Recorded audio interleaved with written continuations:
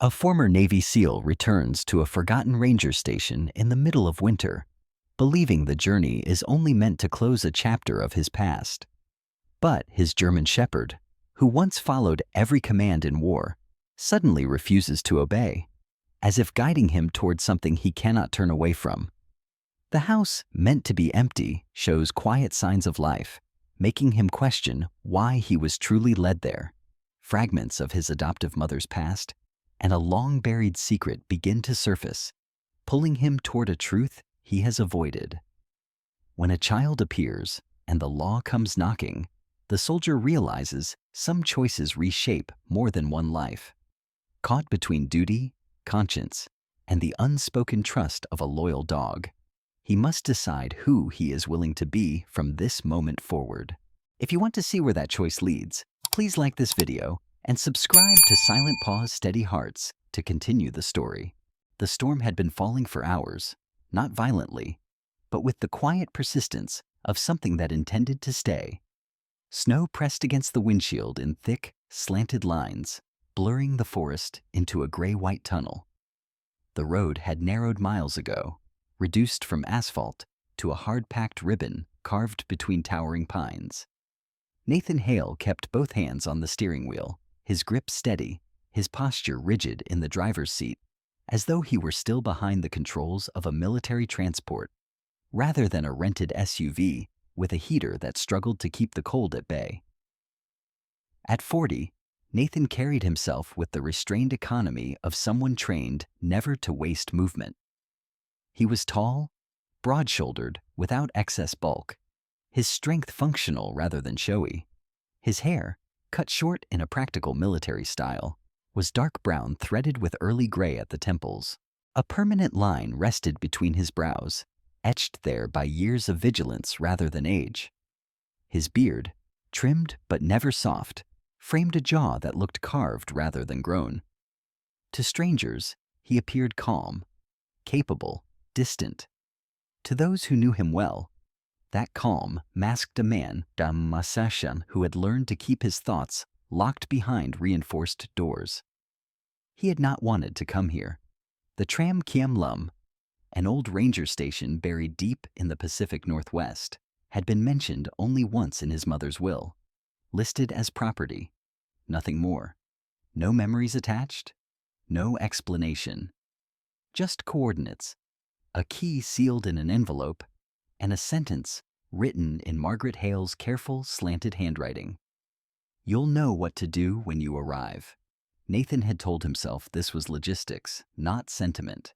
He would confirm the property, document its condition, and sell it. He had no interest in inheritance, especially one that smelled faintly of unfinished conversations. His life, sparse as it was, functioned best without ghosts. Rex shifted in the passenger seat. The German Shepherd was large, his body powerful without heaviness, his black and tan coat thick and well-kept, despite their weeks on the road. At 6 or 7 years old, Rex had long passed the restless exuberance of youth. His movements were measured, deliberate. His ears stood erect, catching sounds Nathan could not hear, while his amber-brown eyes tracked the passing forest with unsettling focus. A simple dark collar circled his neck, worn smooth by years of use. There was nothing ornamental about him. Rex was a working animal, shaped by training, discipline, and experience that mirrored Nathan's own. They had survived together. Combat zones, night operations, long silences broken by chaos. Rex had never once disobeyed a command, which was why the growl stopped Nathan's breath mid-inhale. It began low in Rex's chest, not aggressive, but warning. His body tensed, muscles drawing tight beneath his coat. Before Nathan could speak, Rex lunged sideways, planting his front paws against the dashboard and snapping his jaws inches from the steering wheel. The SUV swerved violently. Nathan cursed, wrenching the wheel hard to the right, slamming the brakes as the tires skidded uselessly across packed snow. The vehicle lurched, then stopped.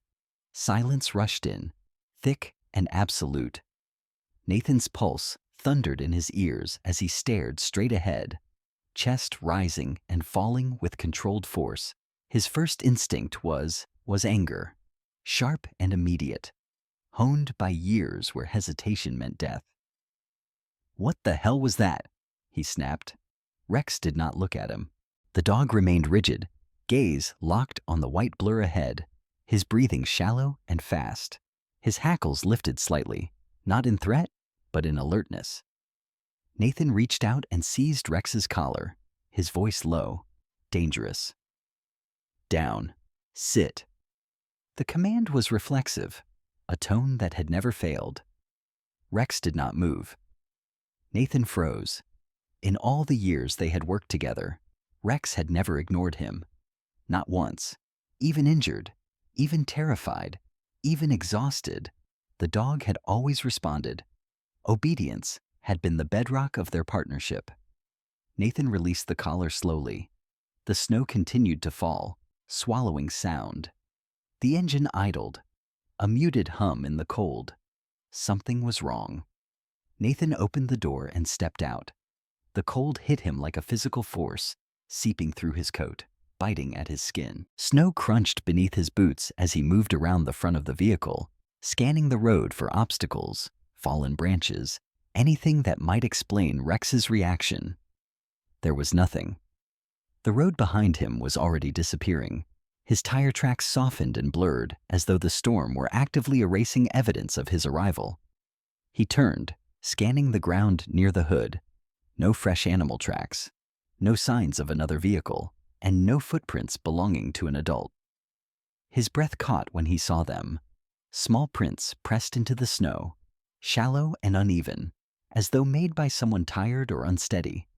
They crossed the road at an angle, emerging from the trees on one side and disappearing into the forest on the other. A child's shoes, perhaps. Too small to belong to an adult, too deliberate to be an animal. Nathan straightened slowly, unease crawling up his spine. No town was within miles. No houses. No reason for a child to be out here, alone, in a storm that could kill a grown man within hours. Behind him, Rex whined softly. Nathan turned. The dog had lowered himself into a seated position inside the car, his body angled toward the trees, eyes unblinking, ears forward. His entire focus was fixed on the direction the footprints led. "Rex," Nathan said again, more carefully this time. Nothing. A memory surfaced unbidden. Margaret Hale standing in the kitchen of his childhood home, her hands wrapped around a chipped mug, her voice gentle but firm as she spoke about listening when something doesn't feel right. She had been a small woman, barely reaching Nathan's shoulder, even when he was a teenager, with silver-threaded hair she wore, pulled back and eyes that saw more than they revealed. She had never raised her voice, never demanded obedience. Yet when she said something mattered, it did. Nathan shook the thought away. He returned to the driver's seat, closing the door against the cold. The heater rattled, coughing warm air that did little to ease the tension settling in his chest. He studied Rex from the corner of his eye. "Talk to me," he muttered, more to himself than the dog. Rex's tail thumped once against the seat, a slow, deliberate motion, and then he rose. Placing one paw carefully on the center console, he leaned forward, pressing his nose toward the windshield, fogging the glass as he exhaled. Then, without looking back, Rex let out a short, sharp bark. Not fear, not warning. Direction. Nathan felt something inside him shift, subtle, but unmistakable. This was not a dog reacting to danger. This was a trained response, a pattern he recognized from long ago, from operations where Rex had been conditioned to signal presence without escalation. A behavior designed not for combat, but for discovery. Nathan swallowed. He followed Rex's line of sight. Through the snow, barely visible, stood a narrow service road branching off from the main route, half buried and unmarked. Beyond it, somewhere in the trees, lay the ranger station. The property. The inheritance. Nathan's jaw tightened. Every instinct drilled into him over decades screamed to turn around. This was not his responsibility. He had come for paperwork, not mysteries, not children's footprints in the middle of a blizzard. He reached for the gear shift. Rex growled again, louder this time, his body pressing closer to Nathan's side. Nathan closed his eyes briefly, exhaling through his nose. He rested his forehead against the steering wheel, feeling the vibration of the engine beneath his skin. He had trusted Rex with his life more times than he could count. In places where maps were useless and orders changed without warning, Rex had been his constant. Slowly, Nathan released the brake. The SUV rolled forward, tires crunching over fresh snow as he guided the vehicle onto the narrow road. Branches brushed against the sides, whispering across the metal like hands reaching out in the dark. Rex settled back into his seat, tension easing slightly from his frame, though his eyes never left the path ahead. Nathan did not know why he was doing this, only that turning back now felt like something he would carry for the rest of his life. The ranger station emerged gradually from the storm, its outline taking shape between the trees. A low wooden structure, weathered and gray, its roof sagging under the weight of accumulated snow. No lights, no smoke, no signs of life. Nathan slowed the vehicle to a stop. Rex exhaled, a long, steady breath. Nathan stared at the building, a strange heaviness settling in his chest. He had planned to be here for an hour, maybe two. Confirm the property. Leave. Instead, he found himself gripping the steering wheel, eyes fixed on the darkened windows, aware that something, whatever had left those footprints, had already drawn him into a choice he could no longer ignore. He opened the door. The snow swallowed the sound. Behind him, Rex followed, and ahead, the ranger station waited. The ranger station revealed itself slowly, as if the forest were reluctant to let it be seen. Through the thick curtain of falling snow, its shape emerged in fragments first: the sagging edge of a roof, the dark line of a porch railing, the dull reflection of frost-clouded windows. By the time Nathan brought the SUV to a stop, the building stood fully before him, low and weather-beaten, pressed into the earth as though it had learned long ago that survival here depended on humility. Nathan cut the engine and sat in silence. The storm swallowed sound so completely that even the ticking of cooling metal felt intrusive. His shoulders tightened beneath his coat, not from the cold alone, but from the familiar sense of alertness that crept in whenever he entered a place that felt deliberate.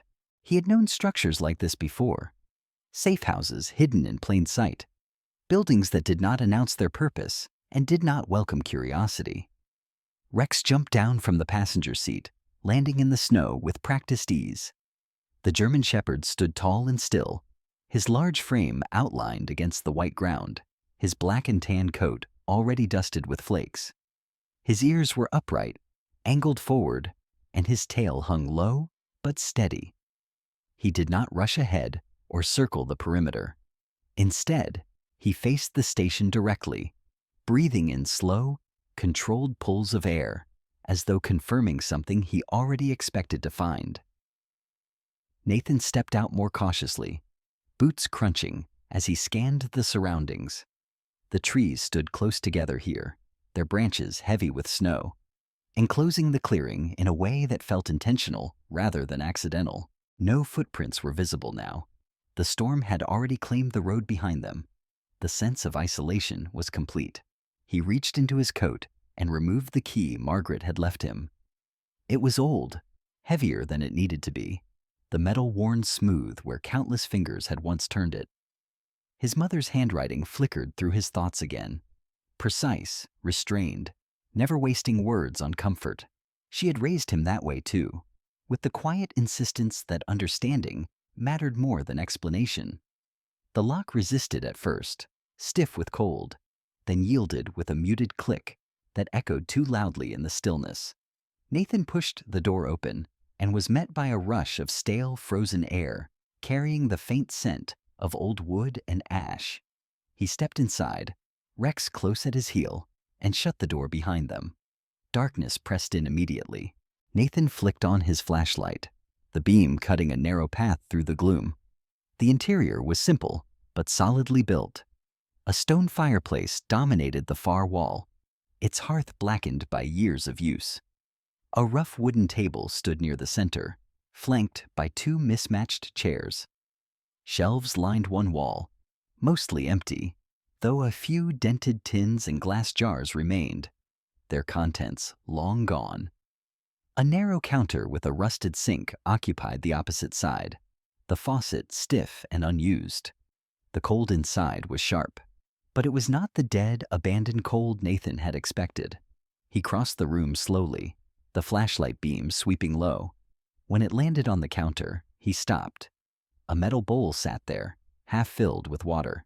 Nathan stared at it, then crouched, studying the surface. The water was clear, liquid. Not even a skin of ice had formed. In temperatures like these, exposed water should have frozen solid within hours. He hovered his fingers above it, feeling the faint chill rise from the metal, recently tended. His jaw tightened. Rex brushed past him without hesitation and moved straight across the room. The dog did not sniff the corners or circle the furniture. He went directly to the fireplace and lowered himself in front of it, stretching his body across the hearth as though blocking access. His head rested on his paws, eyes half-lidded but alert, ears twitching at sounds Nathan could not hear. It was not the posture of a guest. It was the posture of a sentry. Nathan straightened slowly, unease creeping along his spine. He had been in enough abandoned places to know the difference between neglect and absence. This space felt paused, not forgotten, as though its occupants had stepped away expecting to return. He knelt by the fireplace and pressed his palm to the stone. Cold, yes, but beneath it lingered a faint smell, the ghost of smoke that had not yet fully faded. Someone had built a fire here recently. Not today, perhaps, but close enough that the scent remained. "Rex," Nathan murmured. The dog did not look at him. Nathan rose and moved toward the back of the station. A narrow hallway led to a small storage area and a rear door. He tested the handle. It turned easily. When he opened it, snow blew inward, stinging his face. The threshold was disturbed. The snow packed unevenly, compressed by repeated use. Whatever tracks had once been there were already erased by the storm, but the evidence of movement remained. Nathan closed the door and leaned against it, exhaling slowly.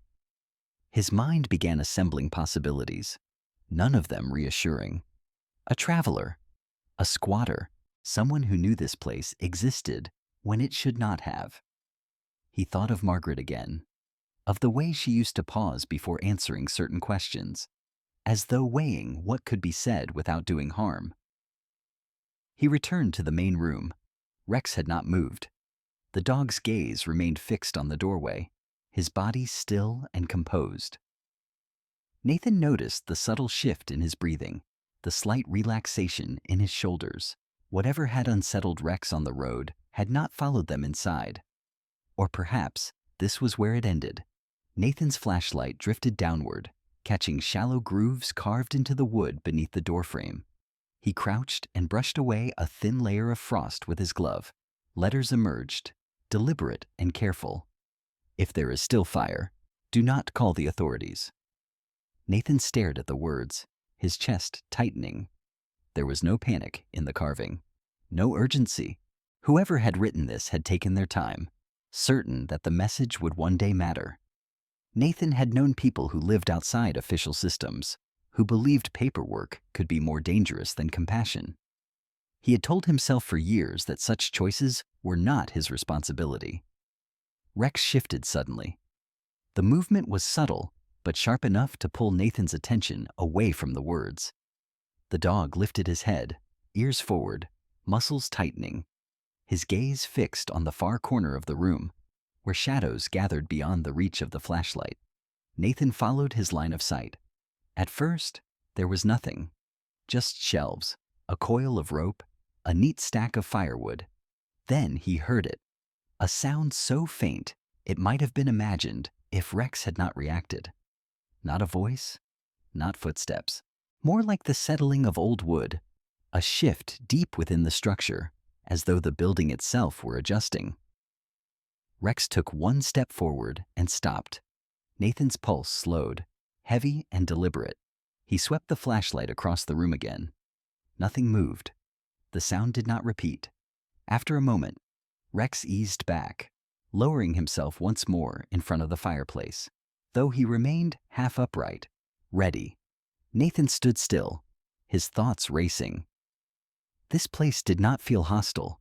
It felt selective, as though it recognized who belonged and who did not. He set his pack down near the table and removed a lantern, lighting it carefully. Warm light spread through the room, pushing back the darkness without banishing it entirely. Shadows rearranged themselves along familiar lines, settling into corners that felt intentional rather than threatening. Rex watched him, eyes reflecting the glow. Nathan met the dog's gaze, something unspoken passing between them. Trust, doubt, the weight of choices already made. He could still leave. Get back in the SUV, drive until the storm erased this place behind him. Instead, he added a log to the hearth, though he did not light it yet, and sat heavily in one of the chairs, his back to the table, his eyes on the door. Outside, the storm intensified, snow whispering against the walls. The ranger station held firm, sheltering them without offering reassurance. Nathan glanced once more at the words carved beneath the doorframe.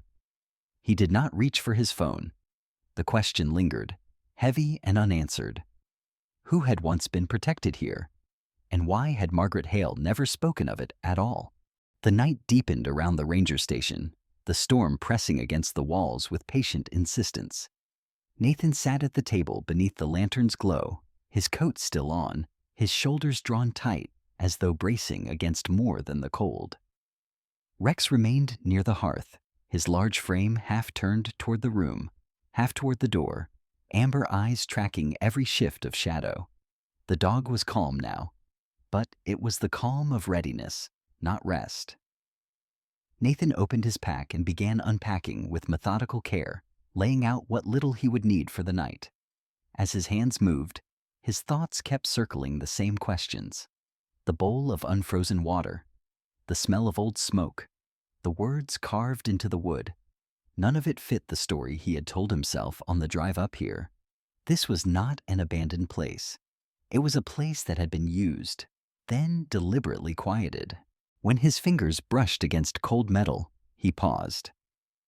At the bottom of the pack, beneath folded maps and spare batteries, lay a small rectangular box he did not remember putting there. It was heavier than it looked, its surface scratched and dulled with age. The lid bore no label, no markings at all. For a moment, Nathan simply stared at it, a faint tension tightening behind his eyes. He knew this box. Margaret Hale had kept it tucked away in the back of a kitchen drawer, beneath old receipts and rubber bands. As a child, Nathan had once asked what was inside. Margaret had smiled then, just slightly, and said some things were meant to be opened only when you were ready to understand them. Nathan had not thought of that moment in years. He set the box on the table and flipped the latch. Inside lay several cassette tapes, each carefully wrapped in yellowed paper, and a small, battered tape recorder. The handwriting on the paper was unmistakable. Margaret's steady, deliberate script. No dates, no explanations, just a single word written on the top tape. Nathan. His throat tightened. He inserted the cassette into the recorder and pressed play. For a few seconds, there was only static, a faint hiss that filled the room. Then a familiar voice emerged, soft but clear, carried through the crackle of old tape. "If you're hearing this," Margaret said slowly, "it means Rex brought you back." Nathan closed his eyes. Margaret Hale had been a small woman, barely over 5 feet tall, with silver hair she wore pulled back in a simple knot. Her skin had been pale and lined, not from age alone, but from years spent outdoors in harsh weather. Her eyes, clear blue, sharp despite their gentleness, had always seemed to weigh more than they revealed. She had spoken calmly, even when the world around her fell apart, and she had never raised her voice to make a point. "It also means you didn't turn away," she continued. "That matters more than you think." Nathan leaned forward, elbows on the table, his hands clasped tightly together. "Rex doesn't belong to you," Margaret said. "Not the way you think. And this place, it never did either." Rex lifted his head at the sound of her voice, ears angling forward. He rose slowly and moved closer to the table, stopping just short of Nathan's chair. His tail wagged once, low and restrained, before going still again. Margaret's voice remained steady, but beneath it ran a current of urgency Nathan had never heard from her before. "For years, this station was part of a quiet network," she said. "Nothing official, nothing written down.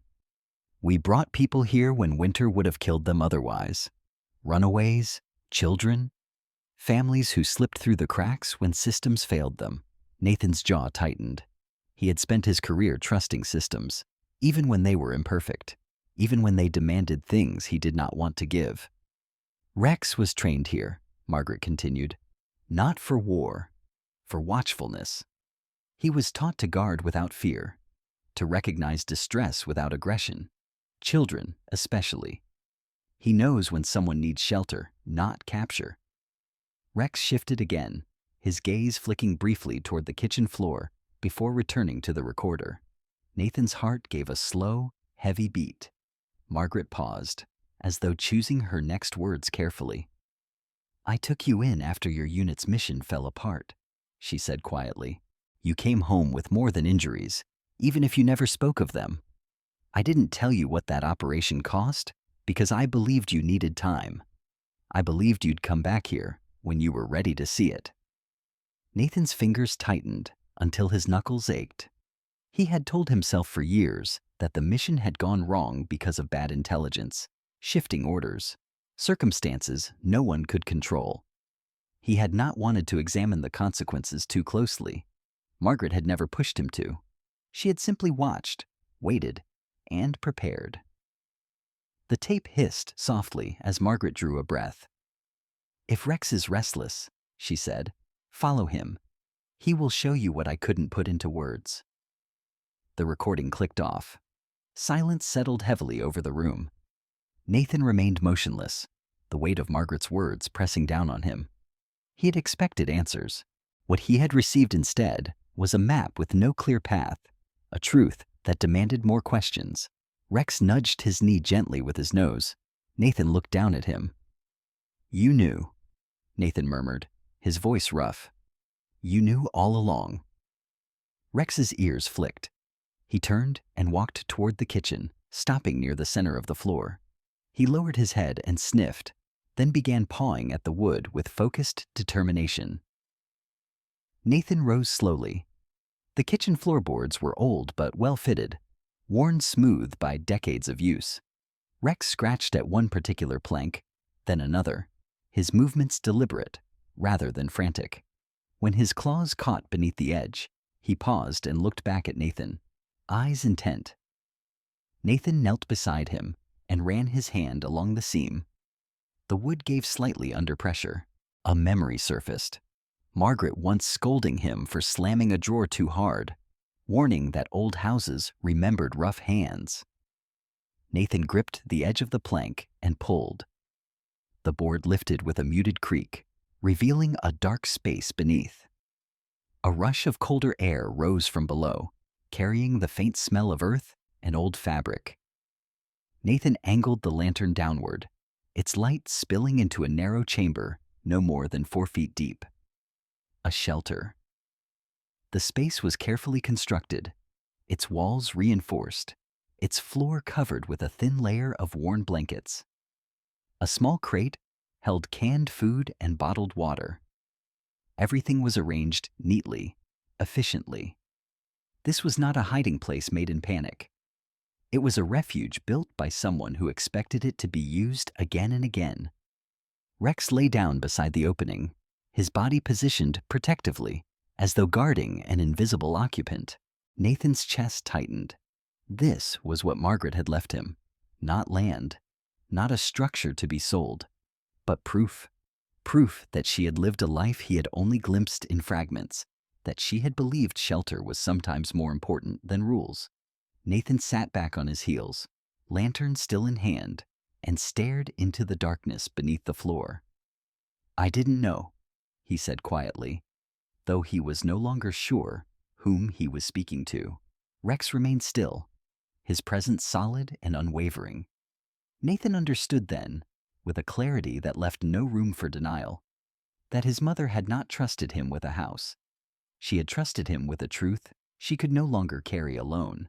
The lantern's light trembled as Nathan angled it deeper into the space beneath the kitchen floor. The narrow chamber revealed itself slowly, its edges softened by age and careful use. Worn blankets lay folded against the far wall, their fabric thin but clean, and a small stack of canned food sat beside a battered thermos. The air was colder down here, tinged with the smell of earth and old cloth. But it was not the suffocating cold of abandonment. It was the cold of a place meant to be endured. Then the light caught on movement. A boy lay curled on his side near the back wall, knees drawn close to his chest. He was small for his age, his frame slight beneath layers of mismatched clothing that hung loosely from narrow shoulders. His hair, a sandy brown matted with sweat and dirt, fell into his eyes. His skin was pale, almost translucent in the lantern glow, stretched tightly over sharp cheekbones. His lips were dry and cracked, and when he shifted, it was with the stiff caution of someone conserving what little strength remained. Rex moved before Nathan did. The German shepherd slid down beside the opening with quiet certainty, lowering his head and emitting a soft, steady sound deep in his chest. Not a growl, not a bark, but something between reassurance and recognition. His large body blocked part of the opening, as though to shield what lay beneath from the room above. The boy's eyes opened. They were an unusual gray blue, too alert for a child so clearly exhausted. He blinked once, then focused on Nathan's face, as though confirming something he had already decided. "You came late," the boy said, his voice thin but steady. But Rex still remembered the way. Nathan froze. The words struck him harder than any accusation could have. He swallowed, his throat suddenly tight, and lowered himself to one knee. "What's your name?" he asked, keeping his voice calm, measured. The boy hesitated, then shifted slightly, wincing as though the movement cost him more than he wanted to admit. "Lucas," he said. "I'm 10, I think. Eleanor said it was 10 last winter."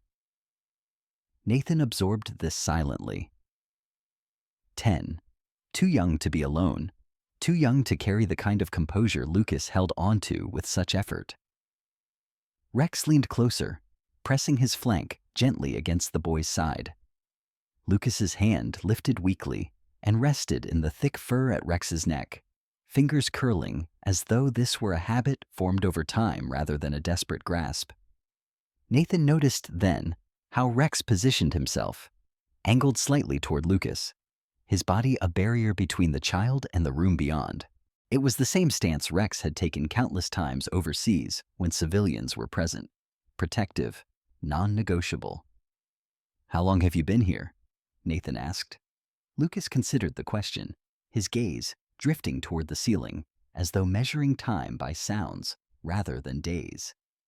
"Since the snow got heavy," he said. "I waited for the light. Eleanor said if the light was on, it meant someone good was home." Nathan's chest tightened. "Who's Eleanor?" he asked, though part of him already knew. Lucas's expression softened at the name. "She's a nurse," he said. "Volunteer. She has gray hair she tries to dye brown, but it never works. She smells like soap and peppermint. She gets mad when people lie, but not when they're scared." The description painted a picture far more vivid than any photograph. Nathan could almost see her. A woman in her 60s, perhaps, sturdy rather than delicate, with kind eyes sharpened by years of witnessing quiet suffering. Someone who had learned to care without asking permission. "She knew your mom," Lucas added. "Margaret." Nathan nodded once. "She took care of me," Lucas continued. After the other place didn't work. She said this station was safer, that Rex knew how to watch." Rex's ears flicked at the sound of his name. He did not move. "She told me," Lucas went on, his voice growing fainter, "that if she didn't come back, I should follow the river, that the house by the trees would have a light if it was meant to." Nathan felt the weight of Margaret's choices settle heavily on his shoulders. This was no coincidence. This was a chain of decisions stretching back years, perhaps decades, each one quietly passing responsibility forward. "What happened to Eleanor?" Nathan asked. Lucas looked away. "They said she couldn't keep me," he said. "Too many questions, too many forms. They said it was for my safety." Nathan closed his eyes briefly. He had heard those words before, used as shields against accountability. "They took her somewhere else," Lucas added.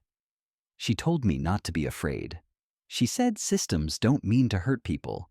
They just forget sometimes." Rex shifted, resting his chin on the edge of the opening. His breathing was slow and even, but his eyes never left Lucas. Nathan straightened slightly, his hand drifting to the phone in his pocket. The weight of it felt heavier than it should have. He knew the procedure. He knew the number. A call would set things in motion. Medical care, warm food, paperwork. Safety by definition. But as his fingers closed around the device, Rex lifted his head sharply. The dog's gaze snapped to Nathan's hand, his body tensing in a way Nathan recognized immediately. Not aggression, resistance. Rex stood, placing one large paw against Nathan's knee, stopping the movement without force. His eyes held Nathan's, steady and unyielding. The moment stretched. Nathan's training screamed at him to act, to follow protocol. Yet another part of him, the part that had listened to Margaret's voice, that had seen the deliberate care in the shelter beneath the floor, hesitated. Lucas watched them both, his expression unreadable. There was no pleading in his eyes, no fear, just a quiet waiting, as though he understood that whatever came next was not his to control. "Eleanor said people mean well," Lucas said softly. "But sometimes the safest places don't have names." The words landed with unsettling precision. Outside, the storm shifted, wind rattling the walls hard enough to send a shiver through the beams overhead. For a moment, the lantern flickered, its flame dipping low before steadying again. Rex lay back down beside Lucas, pressing close, his body forming a warm line against the boy's smaller frame. Lucas exhaled slowly, his shoulders easing, as though the simple presence of the dog were enough to let go of a little fear. Nathan withdrew his hand from his pocket. He knelt again, lowering himself to Lucas's level. "You need rest," he said quietly. "And warmth. We'll figure out the rest after." Lucas nodded, his eyelids already drooping. "I knew Rex wouldn't leave," he murmured. "He never does." Nathan glanced at the dog, something tight and unfamiliar twisting in his chest.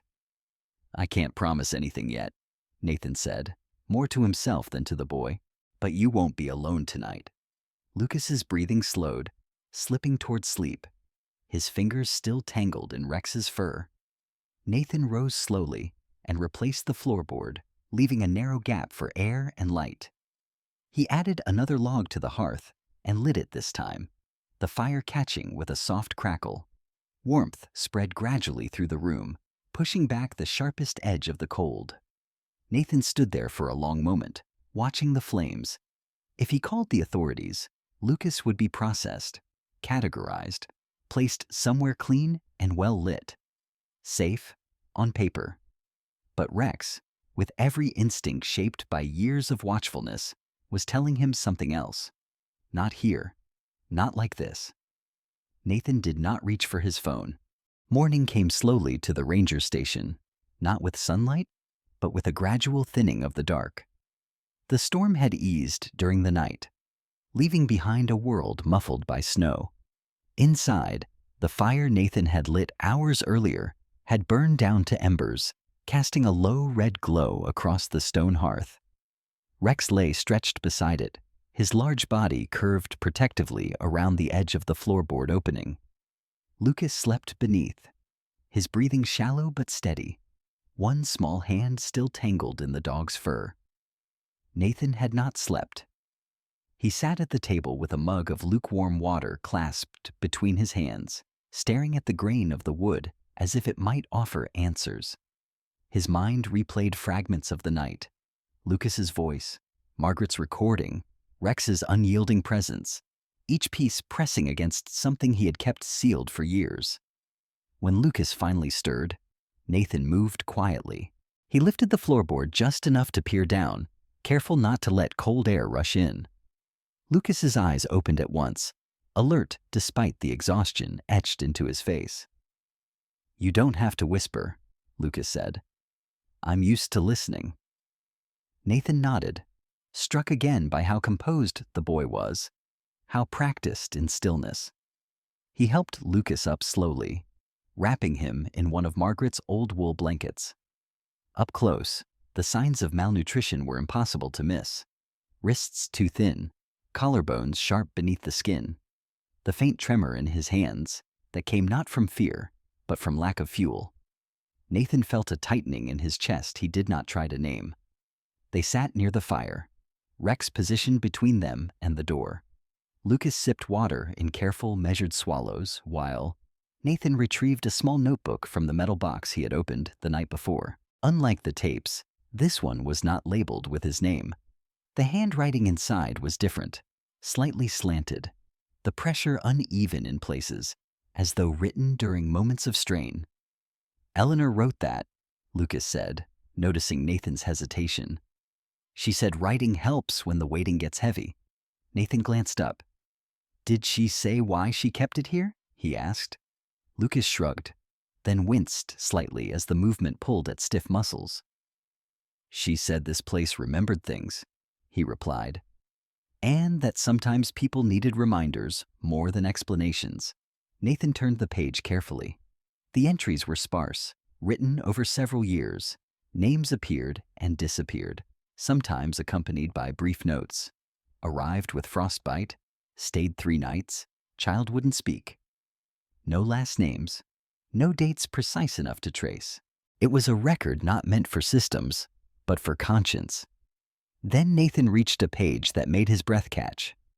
The handwriting grew heavier there, the lines pressed deep into the paper. Family still unaccounted for. Supply route cut. Military reported zone clear. Nathan closed his eyes. He did not need Lucas to explain further. Memory surged forward, uninvited. Years ago, in a country whose mountains mirrored these forests in harshness if not in color, Nathan had led a small unit tasked with extraction. The mission parameters had been clear: secure the route, confirm civilian evacuation, pull out before nightfall. Communication had been unreliable. The weather had turned, and there had been a choice. Nathan had stood over a map lit by a red-filtered flashlight, his jaw clenched as reports filtered in late and incomplete.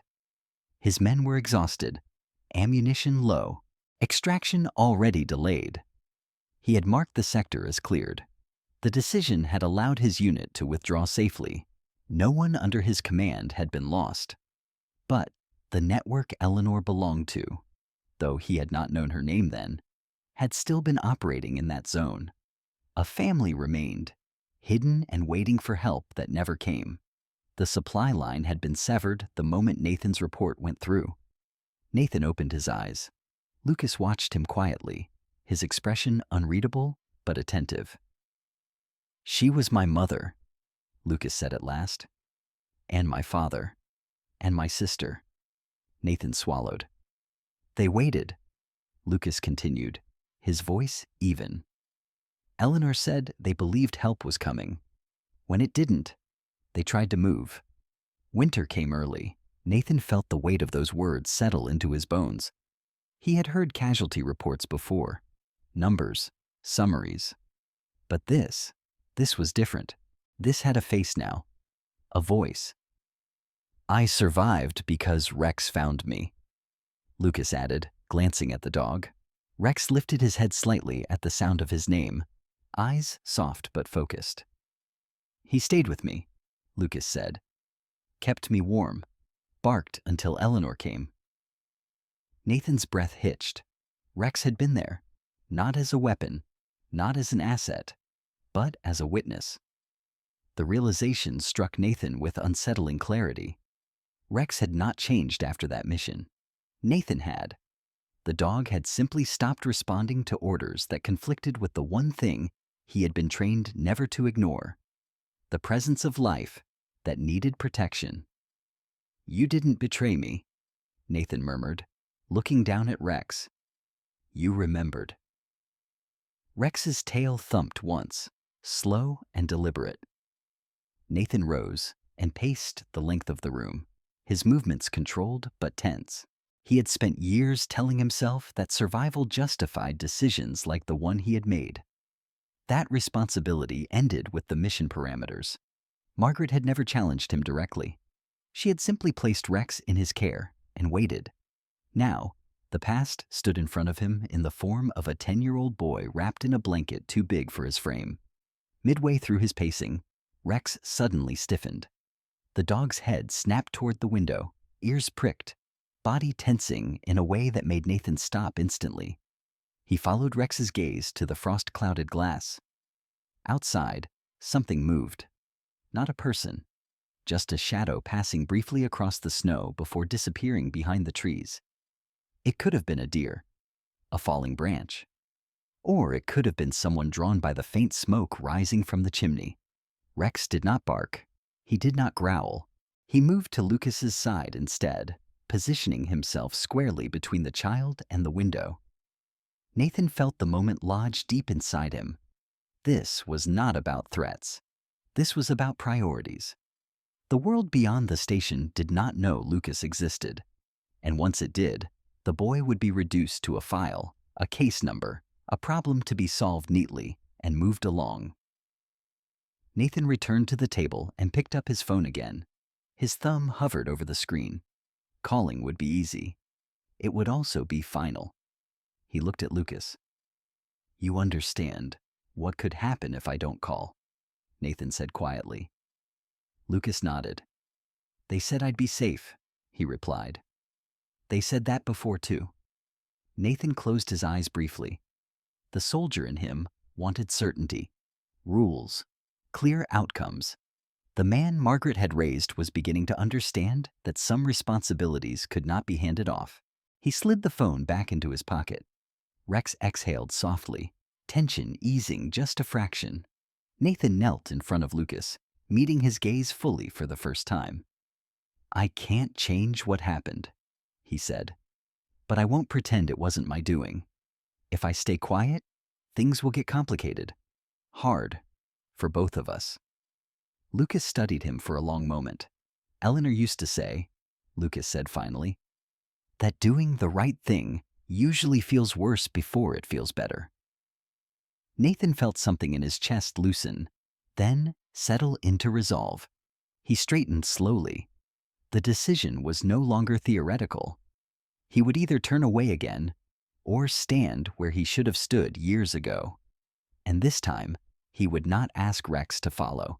The knock came late in the morning, firm but not aggressive, carried through the walls by the thin winter light.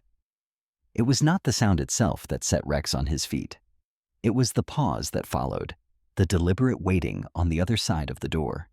The dog rose from his place near the hearth and moved without a sound, placing his body squarely between the door and Lucas, who sat wrapped in a blanket at the table, hands cupped around a mug Nathan had warmed over the fire. Nathan felt the moment tighten around him. He did not rush. He did not speak. He took 2 measured steps toward the window and glanced out through the frost-clouded glass. A county cruiser sat angled near the tree line, its engine off. Beside it stood a woman in a heavy parka, clipboard tucked against her chest, her posture careful, composed. The man next to her wore a brown sheriff's jacket and a wool cap pulled low, his stance wide, boots planted as if bracing against more than the cold. Neither looked hostile, neither looked relaxed. Nathan turned back to the room. Rex remained still, eyes on the door, ears forward. Lucas watched quietly, his face pale but steady, as though he had already accepted that waiting was part of survival. Nathan opened the door. Cold air rushed in, carrying the scent of pine and exhaust. The woman stepped forward first. She was in her late 40s, perhaps, with dark hair pulled into a practical bun beneath her hood. Her face was lined not by age, but by attentiveness, eyes sharp behind wire-rimmed glasses. She wore gloves even inside the doorway, hands clasped together as if to keep from reaching too quickly. "I'm Dana Whitaker," she said, her voice calm, practiced. "County Social Services." The man beside her nodded once. "Deputy Mark Alvarez," he added. He was in his early 50s, broad through the shoulders, his beard peppered with gray. His eyes moved constantly, cataloging the room, the fire, the dog, the child, without lingering too long on any one thing. "We received a report," Dana continued, glancing briefly at her clipboard, "about a missing minor seen near this area. We're following up." Nathan nodded once and stepped aside, opening the door wider. Rex did not move. The dog stood in the center of the room, his body aligned with the doorway, not threatening, not submissive, simply present. Dana paused, taking in the scene. Her gaze flicked to Lucas, then to Rex, then back to Nathan. "May we come in?" she asked. Nathan hesitated only a fraction of a second. "Yes," he said. They stepped inside, stamping snow from their boots. The room felt smaller with them in it, the quiet weight of the station pressing inward. Dana removed her gloves and held them loosely, her eyes softening slightly when she looked at Lucas.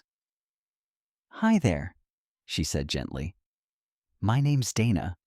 I'm here to make sure you're okay." Lucas nodded, but did not speak.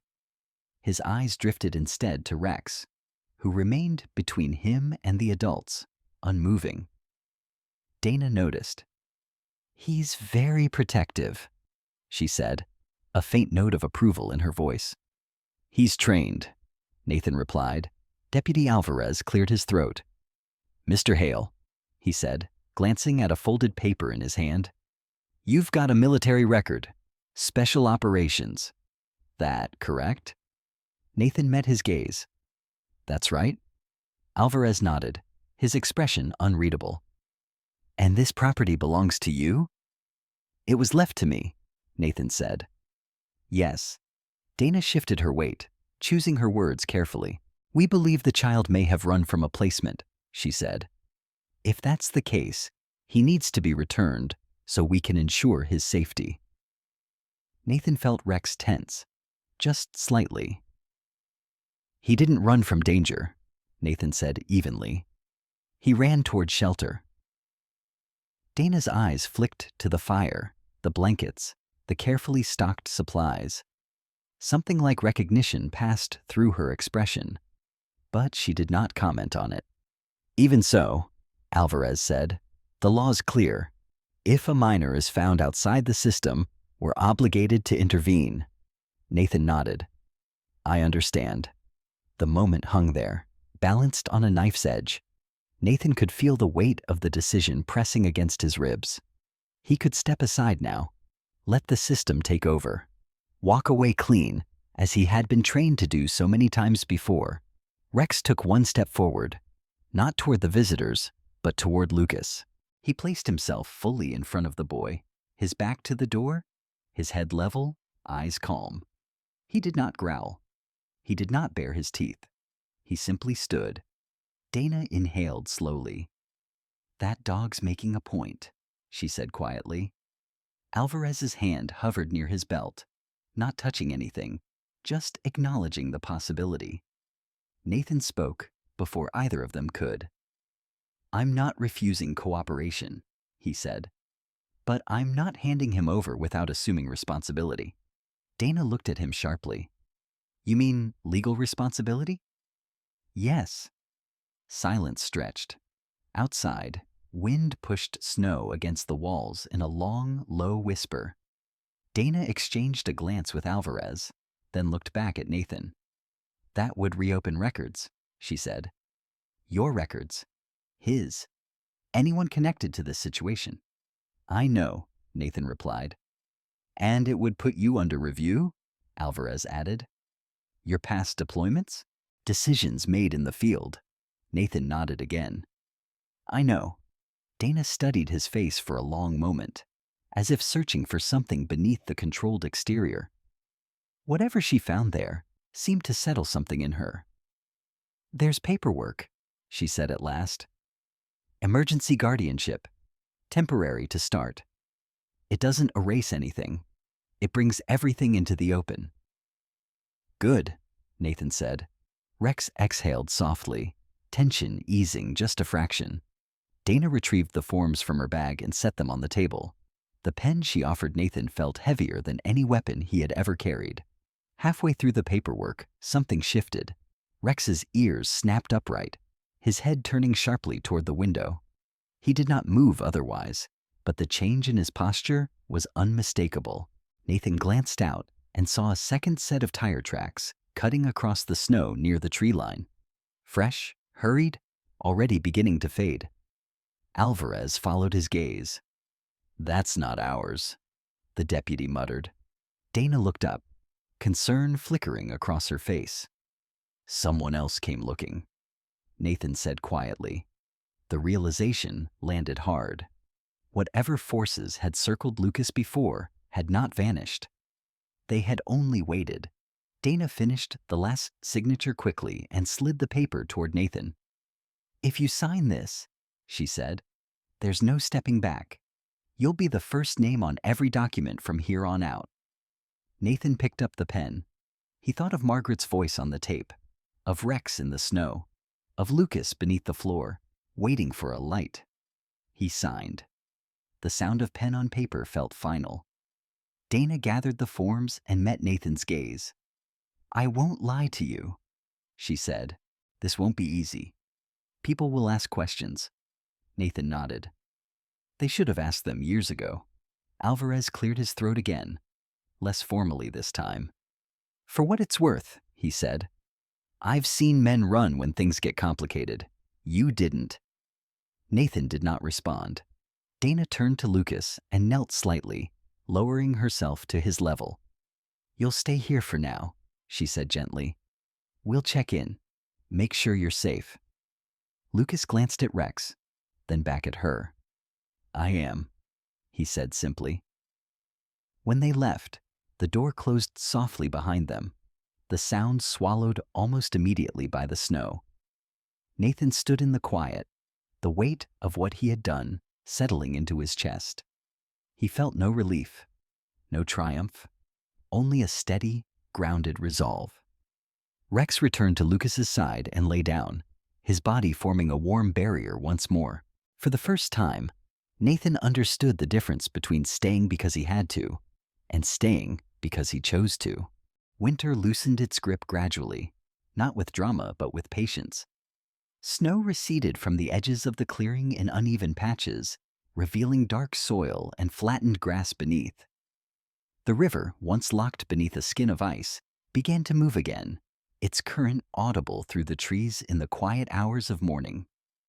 The ranger station changed with the season, not in shape, but in presence, as though it had been waiting for permission to breathe.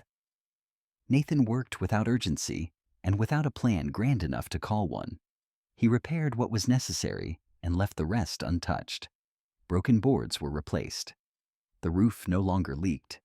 The hearth was cleaned and rebuilt stone by stone, its blackened scars left visible.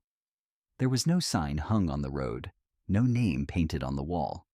Anyone who found the place did so because they were meant to, not because they had been invited.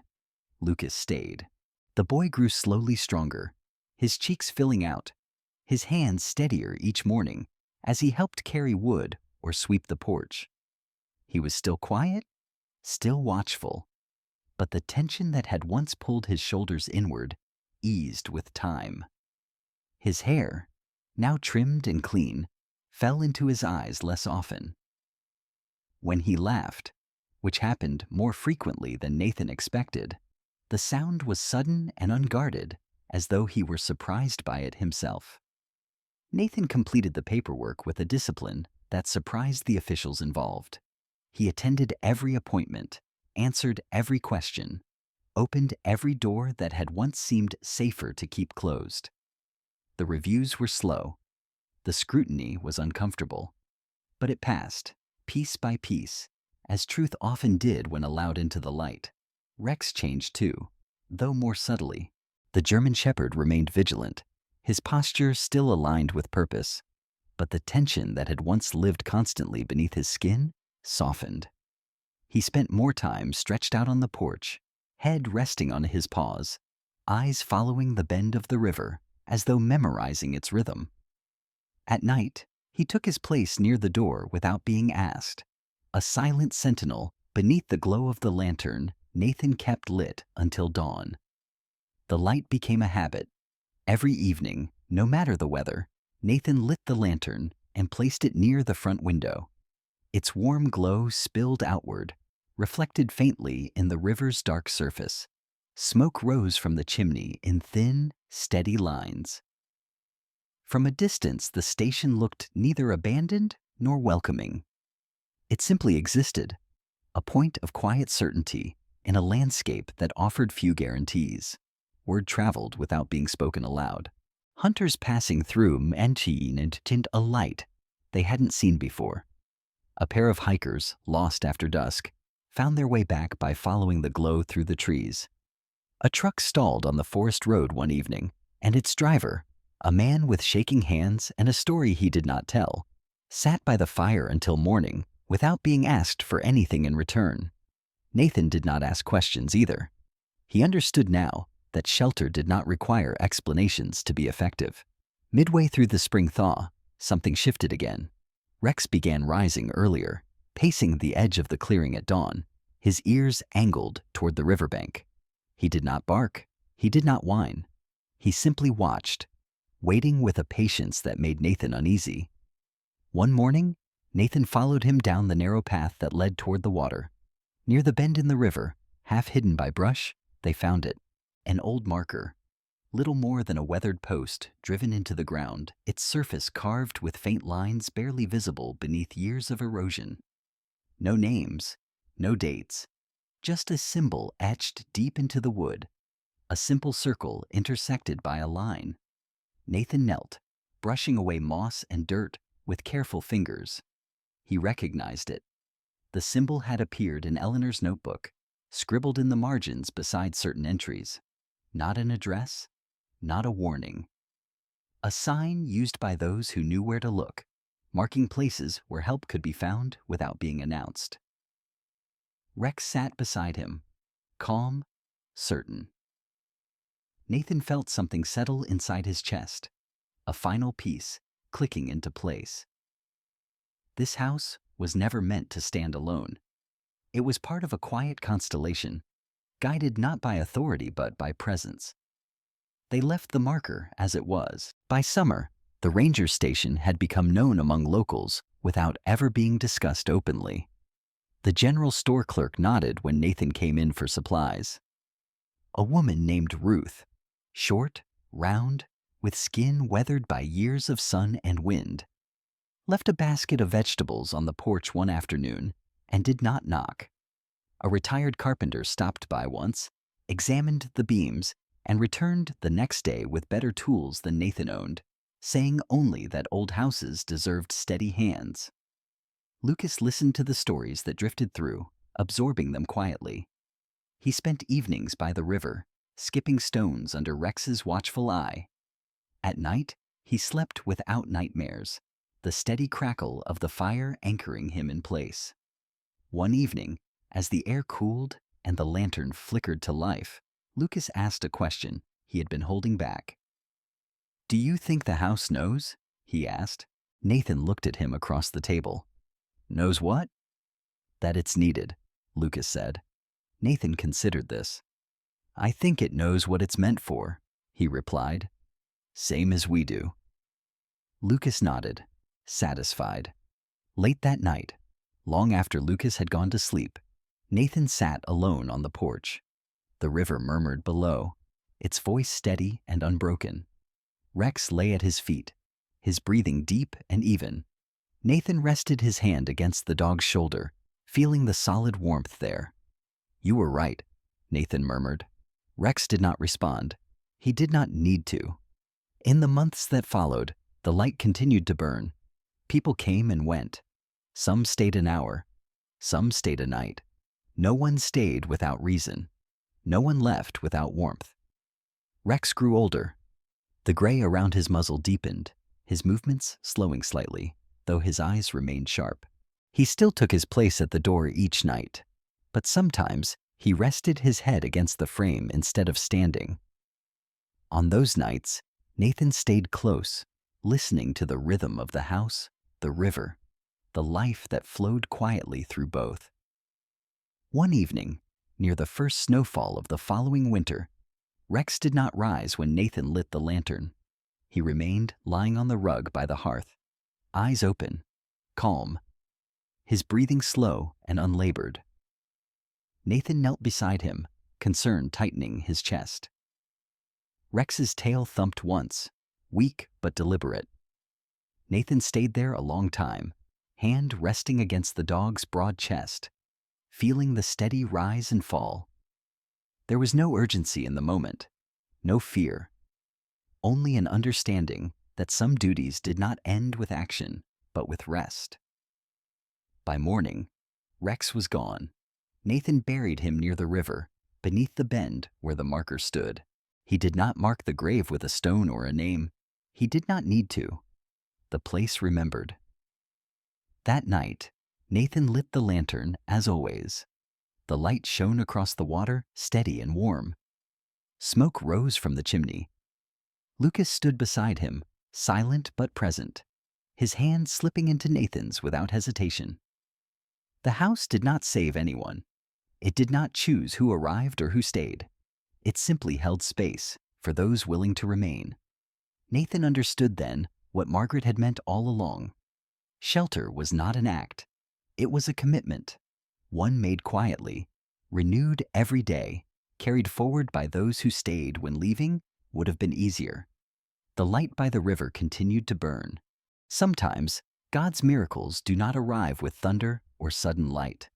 Sometimes, they come as a small lamp left burning in the dark, as a door that stays open when it would be easier to close it, as a heart that chooses to remain when walking away feels safer.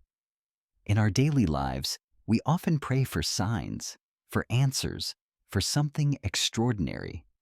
But God often works through ordinary hands, through kindness, through patience, through the courage to stay when no one is watching. This story is not about a house, or even about a man and a dog.